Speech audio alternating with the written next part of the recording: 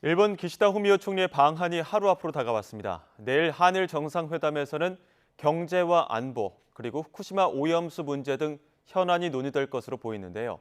과거사 문제에 대한 일본 측의 호응 메시지가 있을지도 관심입니다. 대통령실 취재기자 연결합니다. 박서경 기자. 네, 용산 대통령실입니다. 네, 정상회담 하루 앞두고 대통령실 분위기는 어떻습니까? 네, 윤 대통령은 오늘 공식 일정 없이 막바지 정상회담 준비에 심혈을 기울이고 있습니다. 대통령실은 정상회담 만찬 등의 일정을 준비하면서 회담에서 오갈 의제에 대해 물밑 조율도 하고 있습니다. 대통령실 청사는 리모델링을 하고 있었는데 기시다 총리가 오기 전까지 공사를 마무리하기 위해 속도를 내고 있습니다. 기시다 총리는 내일 한국에 도착하자마자 먼저 서울 동작구 국립현충원을 찾습니다. 그다음 대통령실 청사에서 한일 정상회담과 공동기자회견이 진행되고요. 이후 윤 대통령 부부가 거주하는 한남동 관저에서 만찬을 하며 친교 시간을 가질 것으로 전해졌습니다.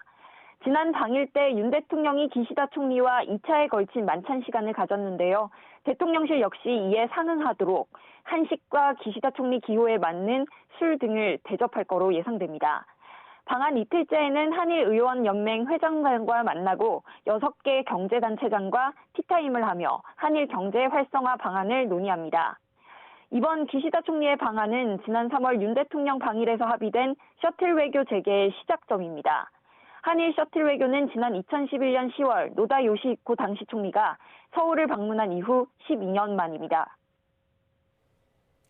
네, 핵심은 한일 정상회담입니다. 어떤 의제가 논의될 전망이죠? 네, 일단 갈수록 고도화되는 북핵 대응을 위한 한일 안보 협력과 반도체와 배터리 등 첨단 산업에서의 협력 방안 등을 논의할 예정입니다.